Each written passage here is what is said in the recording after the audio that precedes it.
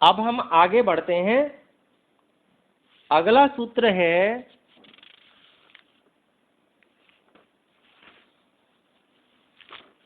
तत्र स्थितौ यत्नोऽभ्यासः। ये 13वां सूत्र है। तो पहले तो ये बताया कि उन वृत्तियों का निरोध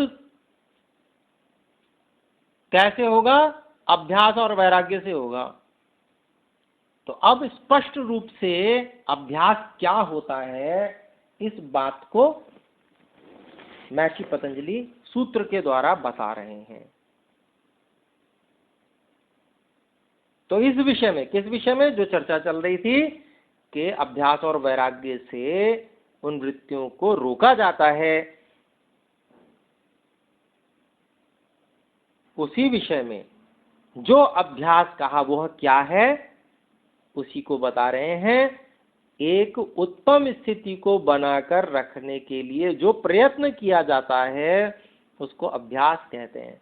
और वो उत्तम स्थिति क्या है उसका वर्णन मैंने अभी पहले थोड़ा सा करने का प्रयास किया। जो मुख्य है उसको, मुख्य को ही हम अपने ध्यान में रखें, उस ओर ही हमारा मुख्य ध्यान, मुख्य मन लगा रहना चाहिए, हमारा प्रयास उधर रहना चाहिए जो मुख्य है। गौण की ओर हमारा मुख्यता का अभिप्राय नहीं होना चाहिए, उधर की ओर हमारा मुख्यता नहीं होनी चाहिए। तो मुख्य के प्रति जब हम अपना सारा ध्यान अधिक लगाएंगे तो उसमें बाधा आएगी, परेशानी आएगी, क्योंकि अभ्यास हमारा दूसरा है। हमने अभ्यास दूसरी प्रकार से कर रखा है, संसार की ओर देखने का अभ्यास कर रखा है, संसार को मुख्य मानने का अभ्यास कर रखा है। ये संबंध जो अन्य जीवों से है, ये मेरा पति है, ये मेरा परमेश्वर है, ये मेरी पत्नी है, तुझ में रब दिखता है। तो इस तरह से एक दूसरे के प्रति एक दूसरे को ही मुख्य मान रखा है, देखिए। और ये मेरा मित्र है, ये मेरा दोस्त है, ऐसे ऐसे संबंध बना रखे हैं, उसको मुख्य बना रखा है। या ये मेरे माता पिता हैं, उनको ही मुख्य बना रखा है। जबकि मुख्य क्या है? जो सतत मित्र है, हमेशा से मित्र है, जिससे ना संबंध कभी टूटा था, ना अब टूटा है और ना आगे कभी टूटने वाला है, वही सच्चा मित्र है, ईश्वर।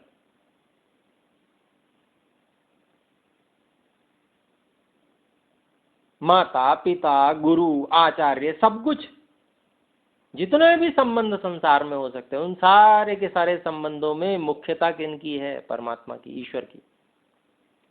तो अब इसका अभ्यास करना पड़ेगा। तो एक स्थिति है, इस स्थिति को बना के रखना। अब स्थिति बार बार टूटेगी, क्यों? अभ्यास कम है, नहीं के बराबर अभ्यास है। अभी तक कैसे जिए हैं हम, वैसे ही जिए हैं, संसार को मुख्य मानकर ही जिए हैं। उसका इतना अभ्यास है, किसी को जैसी जैसी अवस्था होगी, 25 वर्ष का होगा तो 25 वर्ष से वही अभ्यास किए चला आ रहे हैं। माता पिता ने भी ये सिखाया, और जो सामान्य जो लौकिक आचार्य गुरु हैं उन्होंने भी वही सिखाया। वो खुद भी वैसे ही जी रहे हैं, तो आप और हमें क्या सिखाएंगे वो?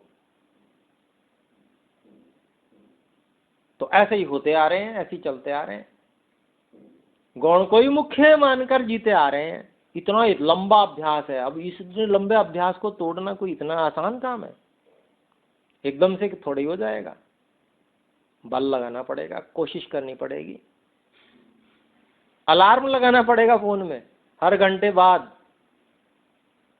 उसमें से सुनाई दे कि मुख्य कौन है, याद कर। बस इतना संकेत हो, बस याद आ जाएगा। कैसे दृष्टि रखनी है, कैसे विचार करना है, कैसे सोचना है। तो अभ्यास करने के लिए जो प्रयत्न है, स्थिति के लिए जो प्रयत्न है, वो अभ्यास है। एक जैसी स्थिति बनी रहे, उस स्थिति में व्यक्ति रहेगा तो सम रहेगा, क्योंकि ईश्वर से संबंध तो एक जैसा हमेशा है। संसार से संबंध कभी ये वस्तु मिली और कभी नहीं मिली, संबंध ऊंचे नीचे होते रहते हैं। तो जहां पर ऊंचा नीचा हमेशा होता रहता है वहां व्यक्ति सम कैसे रह लेगा? वही संबंध जो हमेशा एक जैसा रहता है उसी के साथ संबंध रख के व्यक्ति सम रह सकता है। तो इसको यहां पर बताया कि इसके संपादन करने के लिए, इस स्थिति का संपादन करने के लिए जो जो साधन है उसके, अब उसके साधन क्या है? ये अष्टांग योग उसका साधन है। स्वाध्याय जो यम नियम है उसके साधन है, यम नियमों की आगे व्याख्या आएगी। उसमें स्वाध्याय है, मोक्ष शास्त्रों का अध्ययन है। वो मैं ऐसा सुनता हूँ, लोग कहते हैं हम अखबार पढ़ रहे हैं तो हम स्वाध्याय कर रहे हैं, पत्रिकाएं वो पढ़ रहे हैं तो हम स्वाध्याय कर रहे हैं। ये भाई ये कोई स्वाध्याय थोड़ी है। किसी ने कुछ भी लिख दिया और हम उसको पढ़ने लग पड़े, ये कोई स्वाध्याय है? जो तथ्यों से प्रमाणित सत्य ही हो, जो यथार्थ ज्ञान हो, ऐसा जो ऋषियों का और परमात्मा का जो वेद ज्ञान है उसको पढ़ना, यह स्वाध्याय है, मोक्ष शास्त्रों का अध्ययन करना। किसी ने कुछ भी कह दिया और लिख दिया और हम पढ़ रहे हैं, वो कोई स्वाध्याय नहीं है। तो विवेक पूर्ण ढंग से वास्तव में जो है, जैसा है, उसको वैसा ही जानने मानने के लिए जो सत्य ही लिखते हैं, जो सत्य ही बताते हैं, ऐसे ऋषियों का ही हमें अनुकरण करना होगा, स्वाध्याय करना होगा। वो उसका साधन है। तो यहां पर स्थितौ, इसका अभिप्राय महर्षि व्यास खोलते हैं, चित्त की प्रशांत वाहिता स्थिति बनाए रखने का प्रयास करना। अभी मोटा मोटा बता रहे हैं, मैंने थोड़ा सा उसकी व्याख्या ज्यादा कर दी है। क्यों? क्योंकि आरंभ से ही हम ये चाहते हैं कि हम में से जो बहुत संस्कारी हों वो तो अभी से समाधि के लिए आगे बढ़ जाएं, उनको रुकावट नहीं होनी चाहिए, क्योंकि उससे समाज का महान कल्याण हो जाता है। एक व्यक्ति योगी के रूप में, अगर सच्चे योगी के रूप में सामने आ जाता है, सारे के सारे संसार का वो इतना बड़ा उपकार करता है कि सामान्य व्यक्ति कभी कर ही नहीं सकता। तो इसलिए सही सही बात जो वास्तविकता है वो बता देने मात्र से ही काम चल जाता है। किसी किसी की तो संस्कार उत्तम उभर के सामने आ जाते हैं, वैराग्य जग जाता है और एड़ी से चोटी तक का वो व्यक्ति जोर लगा देता है। तो हमारे पढ़ने पढ़ाने से कुछ ऐसा हो जाए, ईश्वर की कृपा हो जाए किसी पर, तो उससे बढ़िया और क्या बात है।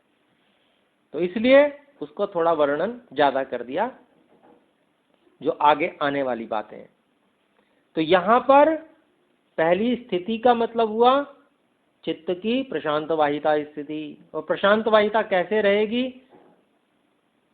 शांति बनी हुई, सम स्थिति बनी हुई कैसे रहेगी, उसके बारे में मैंने ऐसे थोड़ी सी बातें आपके सामने रखी। और यत्न किसे कहते हैं? उसके लिए जो प्रयास किया जाता है,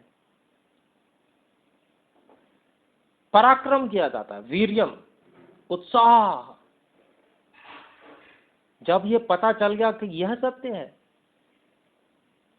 तो मेरे अंदर जितना बल है, जो कुछ परमात्मा ने दिया वो सारा इसमें लग जाना चाहिए। ऐसा एड़ी से चोटी तक का जोर लगना चाहिए। ये जो प्रयत्न है ना, इसको यत्न कहा है यहाँ पे। और अभ्यास किसे कहा है? इस सारे के सारी प्रशांत वाहिता स्थिति बनाकर रखने के लिए जो प्रयास किया जा रहा है, और जो उसका संपादन करने के लिए आवश्यक साधन हैं, उनका निरंतर उपयोग करते रहना। तो इस प्रकार से अभ्यास का वर्णन यहाँ कर दिया। तो 13वां सूत्र हमारा पूरा हो गया।